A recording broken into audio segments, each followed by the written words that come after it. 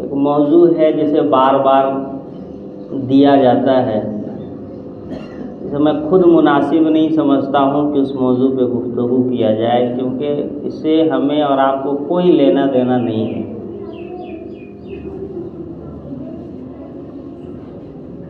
لیکن بار بار کے اصرار پر آج سوچا میں بیان کر دوں، اور یہی آخری اور پہلا اور یہی آخری ہے، اس کے بعد پھر بیان نہیں کیا جائے گا، کیونکہ اس سے نہ ہمارا کچھ لینا دینا ہے نہ آپ کا کچھ لینا دینا ہے۔ وہ موضوع ہے کہ اللہ کے رسول صلی اللہ علیہ وسلم ارشاد فرمائیں کہ یہودیوں میں اور عیسائیوں میں 72 فرقے ہوئے، اس امت میں 73 فرقے ہوں گے، تو وہ 72 کون کون سے فرقے ہیں؟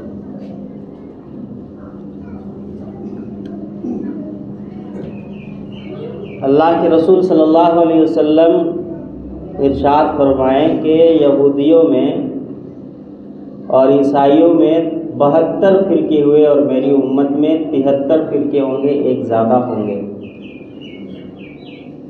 صحابہ بھی پریشان ہو گئے۔ آپ صلی اللہ علیہ وسلم نے ارشاد فرمایا کہ ان 73 میں سے ایک ناجی ہوگا، یعنی نجات پانے والا ہوگا۔ صحابہ پوچھے وہ کون ہوگا؟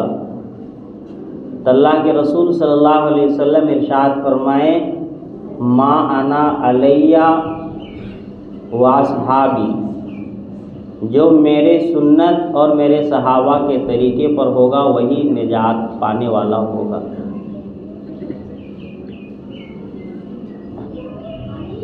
اب صحابہ کی طریقے پر اور نبی علیہ السلام کی سنت پر کون ہیں؟ اگر اس کی تعریف ہم کریں گے تو ہم اپنے خود مٹھو میاں بن جائیں گے، اپنے منہ سے خود کی تعریف کرنے والا۔ آج ہر آدمی کہتا ہے ہمیں صحابہ کے طریقے پر ہیں اور سنت رسول پر ہیں، لیکن اس حدیث کی تشریح حضرت عبداللہ ابن عباس رضی اللہ تعالیٰ عنہ کیے ہیں، اور نبی علیہ السلام کی سنت پر اور صحابہ کے جو طریقے پر ہوں گے، جس کو اللہ تبارک و تعالیٰ جس کو نجات عطا کریں گے، ان کی شرائط بیان فرمائے ہیں، 10 شرائط۔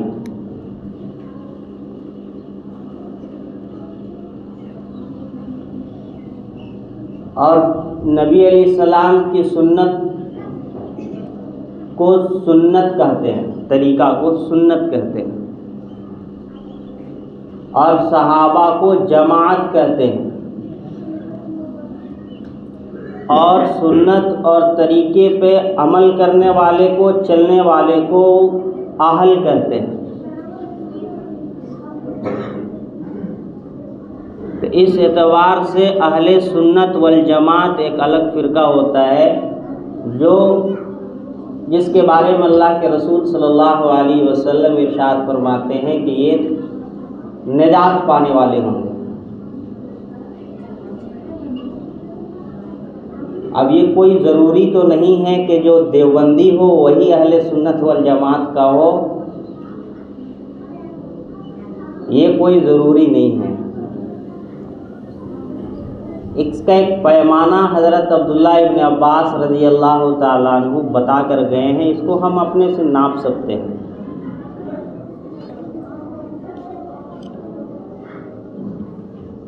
اصولی اعتبار سے، فرقوں کی اصولی اعتبار سے 6 فرقے آتے ہیں، جس میں سے ایک ہے روافض، ایک ہے خوارج، اور ایک ہے جبریہ، اور نمبر 4 پر آتا ہے قدریہ، اور نمبر 5 پر آتا ہے جہمیہ، اور نمبر 6 پر آتا ہے مرجیہ۔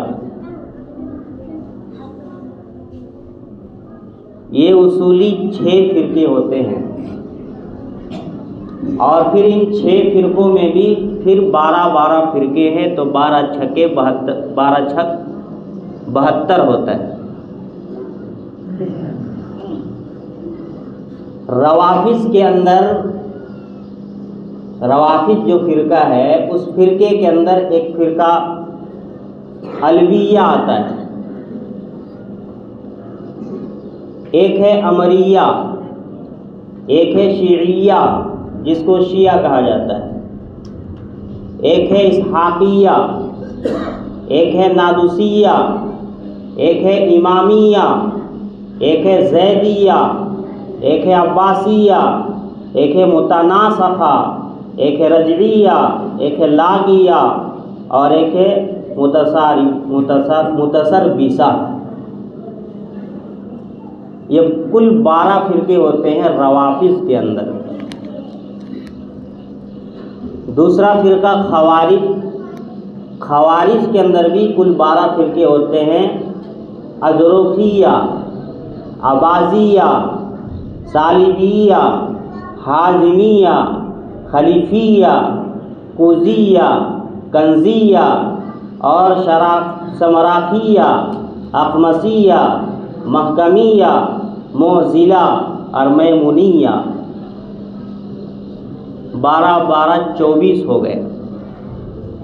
جبریہ کے اندر بھی کل 12 فرقے آتے ہیں، فطرتیہ، افعالیہ، معروفیہ، نجاریہ اور مبانیہ، کسبیہ، سابقیہ، ابیہ، خوفیہ، شکریہ، حسنیہ اور سعیہ۔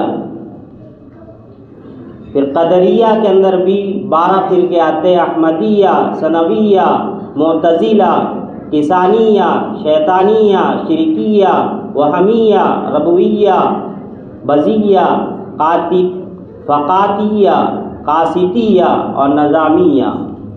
اسی طرح جہمیہ کے اندر بھی 12 فرقے آتے ہیں، معتزلہ، مورثہ، ملتزکیہ، وردیہ، زنادقہ، حرقیہ، مخلوقیہ، فانیہ، عریہ، وافقیہ، تبرقیہ اور لفظیہ۔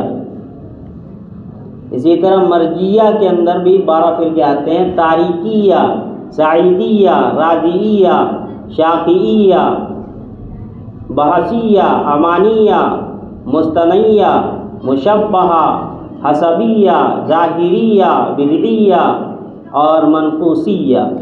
یہ کل آتے ہیں 72 فرقے جو کہ گمراہ ہیں۔ یہ بیان شروع تھا اور یہی آخر ہے، اس لیے کہ اس سے ہمارا کوئی لینا دینا نہیں۔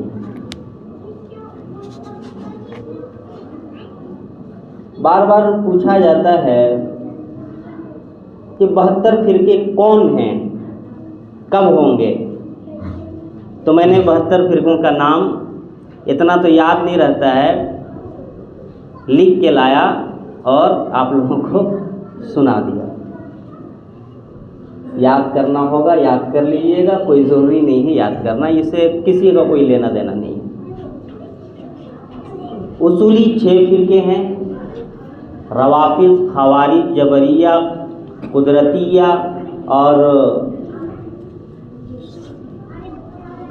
جہمیہ اور مرجیہ، اور ان 6 میں سے پھر 12 12 ہیں، 12 6 72 ہوتے ہیں۔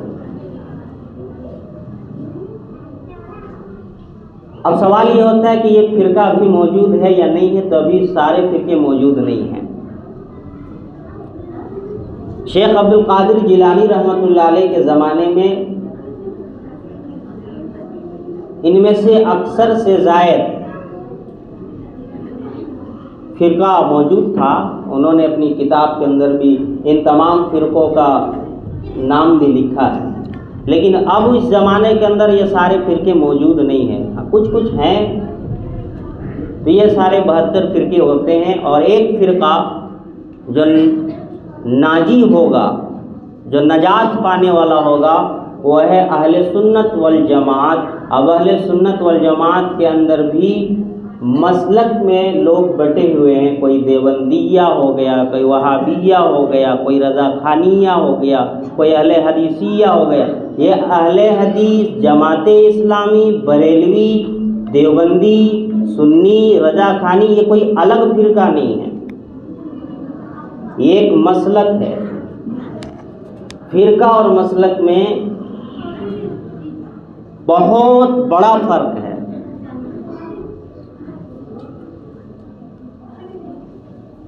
ہم خواہ کا اس میں بیٹھ کے 4 آدمی 5 آدمی الجھتے رہتے ہیں اور فلاں کو گمراہ، فلاں کو کافر، فلاں کو جہنمی، بریلوی دیوبندی کو جہنمی، دیوبندی اہل حدیث کو جہنمی، اہل حدیث جماعت اسلامی کو جہنمی، سب کو جہنمی جہنمی کہنے میں لگے رہتے ہیں۔ ہم ان سب چیزوں میں پڑھنا نہیں چاہیے۔ جو نجات کے لیے جو جماعت ہے اہل سنت والجماعت، جس بھی مسلک سے آپ کا تعلق ہو، چاہے وہ دیوبندی ہو، چاہے بریلوی ہو، چاہے اہل حدیث ہو، جماعت اسلامی، کوئی سا بھی ہو، آپ کو حق لگتا ہے آپ اپنا کام صحیح سے انجام دیں، شرک سے بچے، بت پرستی سے بچے، بدعات سے بچے، رسومات خرافات سے بچے، توحید پر قائم رہیں، اللہ تعالیٰ نجات عطا کریں گے۔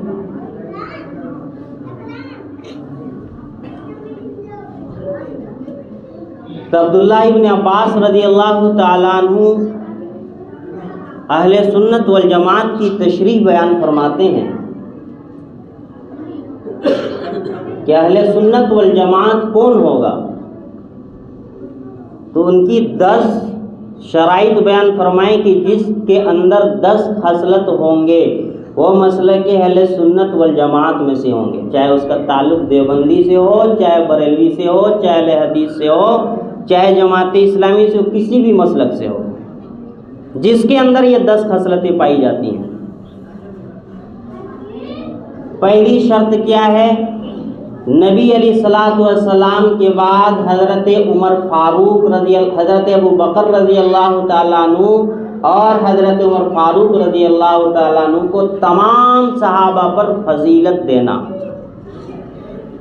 یہ سب سے پہلی شرط ہے۔ سارے صحابہ افضل ہیں، لیکن فضیلت کے اعتبار سے حضور صلی اللہ علیہ وسلم کے بعد ابو بکر کو، پھر اس کے بعد عمر کو۔ پہلی شرط، حضور اکرم صلی اللہ علیہ وسلم کے بعد ابو بکر اور عمر کو تمام صحابہ پر فضیلت دینا، یہ پہلی شرط ہے۔ یہ مسلک اہل سنت والجماعت کے شرائط میں سے پہلی شرط ہے، اور یہ شرائط ہمارا شرط نہیں ہے، یہ عبداللہ ابن عباس رضی اللہ تعالیٰ عنہ کی شرائط ہے۔ اس کے برخلاف بہت سارے جو 72 فرقے جو ابھی ہم نے گنوائے، ان میں سے بہت سارے فرقے ایسے ہیں جن میں سے ابھی ایک فرقہ موجود ہے شیعہ، وہ حضرت ابو بکر صدیق اور حضرت عمر کو علی کے بعد مانتے ہیں، زیادہ فضیلت، زیادہ اہمیت علی کو دیا جاتا ہے۔ ہم کہتے ہیں کہ علی رضی اللہ تعالیٰ عنہ قابل احترام ہیں، صحابی ہیں، ما انا علیہ و اصحابی، لیکن وہ چوتھے نمبر پر ہے۔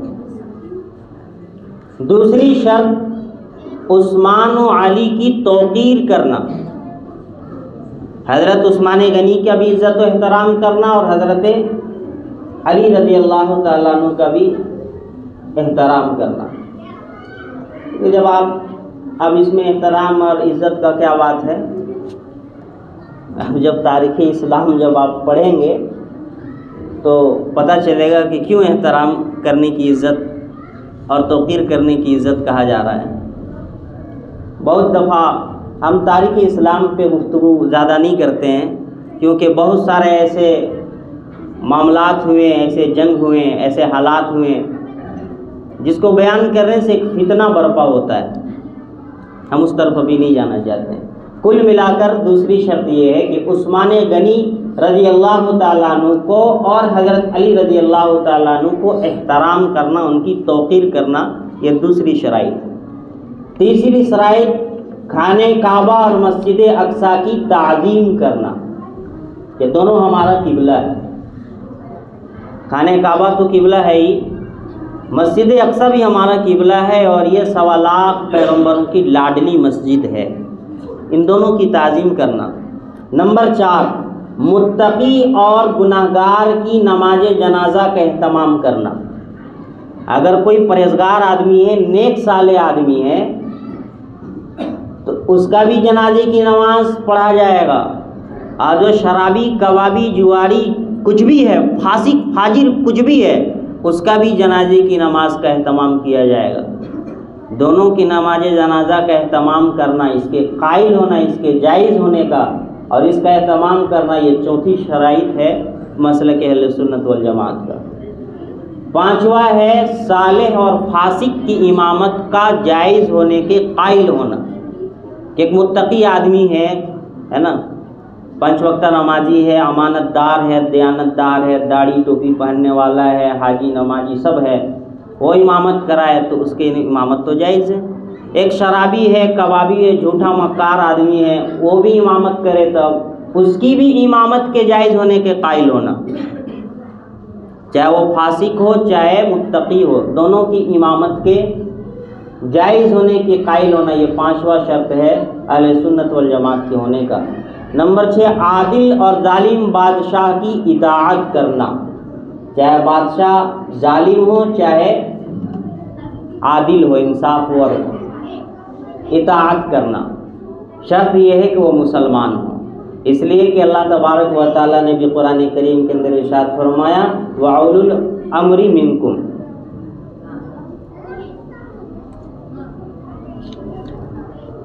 7واں شرط یہ ہے کہ مسح علی الخفین کے جواز کے قائل ہونا، یعنی موزے پر جو مسح کیا جاتا ہے اس مسح کے جائز ہونے کے قائل ہونا۔ نمبر 8، اچھی اور بری تقدیر یہ اللہ تبارک و تعالیٰ کے طرف سے ہے، یہ اس کو سمجھنا کہ جو بھی اچھی تقدیر ہو رہی ہے ہمارے ساتھ، اچھا ہو رہا ہے یا برا ہو رہا ہے، یہ اللہ تبارک و تعالیٰ کے طرف سے ہو رہا ہے، یہ نمبر 8 شرائط ہے۔ نمبر 9، انبیاء اور عشرہ مبشرہ کے علاوہ جتنے بھی لوگ ہیں ان کے جنتی اور جہنمی ہونے کے فتوے دینے سے بچنا ہے نا۔ انبیاء تو سارے کے سارے جنت میں ہیں، عشرہ مبشرہ یعنی 10 وہ صحابہ جس کو اللہ کے رسول صلی اللہ علیہ وسلم نام لے کر 10 صحابہ کا تذکرہ کیے کہ یہ صحابی جو ہے جنت میں جائیں گے۔ 10 صحابی کو اللہ کے رسول نے بشارت دی دنیا میں، اس کے بارے میں کوئی شک و شبہ نہیں، لیکن 1.25 لاکھ صحابہ ہیں اور دنیا میں کروڑوں اربوں خربوں مسلمان ہیں، چاہے وہ عالم ہو چاہے وہ فاسق ہو چاہے وہ جاہل ہو چاہے کوئی بھی ہو، ہم کو اندازہ نہیں لگانا ہے، وہاں فتویٰ نہیں دینا، بچنا۔ کسی کے اوپر یقینی طور پر ہم نہیں کہہ سکتے کہ یہ سب جنت میں جائے گا، اور کسی کے افعال کو دیکھ کر، کرتوت کو دیکھ کر یقینی طور پر ہم یہ نہیں کہہ سکتے کہ یہ جہنم میں جائے گا۔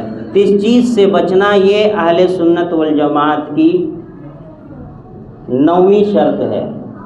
اب دیکھیں اس چیز کے اوپر یزید کا معاملہ جب آتا ہے، یزید کا معاملہ، اسی طرح امیر معاویہ رضی اللہ تعالیٰ عنہ کا معاملہ آتا ہے، تو پھر بہت سارے ایسے حضرات ہوتے ہیں، دیوبندی بھی ہوتے ہیں، بریلوی بھی ہوتے ہیں، اہل حدیث، بہت سارے ایسے حضرات ہوتے ہیں جو امیر معاویہ رضی اللہ تعالیٰ عنہ کو نعوذ باللہ گالی دیتے ہیں۔ یزید کو بھی لوگ برا بھلا کہتے ہیں، حالانکہ اس پہ خاموشی اختیار کرنا چاہیے۔ عشرہ مبشرہ اور انبیاء کے علاوہ جتنے بھی لوگ ہیں، کسی کے جنتی ہونے اور جہنمی ہونے پر خاموشی اختیار کرنا، تم اس کے اوپر تم مہر نہیں لگا سکتے ہو، یہ 9ویں شرط ہے مسلک اہل سنت والجماعت کا۔ نمبر 10، نماز اور زکوٰۃ کی ادائیگی کو فرض سمجھنا، یہ 10 شرائط ہیں مسلک اہل سنت والجماعت کا۔ اب یہ پیمانہ حضرت عبداللہ، یہ ہم نہیں لگائیں پیمانہ، یہ سمجھے کہ مولوی صاحب پیمانہ بتا دیے، مولوی صاحب نہیں بتائیں، مولوی صاحب کا زبان ہے، الفاظ حضرت عبداللہ ابن عباس رضی اللہ تعالیٰ عنہ کا ہے۔ حضرت عبداللہ ابن عباس رضی اللہ تعالیٰ عنہ پیمانہ شرائط بیان کر کے گئے کہ نجات پانے والا جو جماعت ہوگا اہل سنت والجماعت۔ پوچھا گیا ان سے کہ اہل سنت والجماعت کون ہیں، تو انہوں نے یہ 10 شرائط بیان فرمائے۔ اب جس کی زندگی کے اندر یہ 10 شرائط پائی جاتی ہو وہی مسلک اہل سنت والجماعت سے ہے، چاہے دیوبندی ہو، بریلوی ہو، اہل حدیث ہو، جماعت اسلامی ہو، کوئی بھی ہو۔ میرے اندر نہیں پائی جاتی ہو تو ہم بھی مسلک اہل سنت والجماعت سے خارج ہیں۔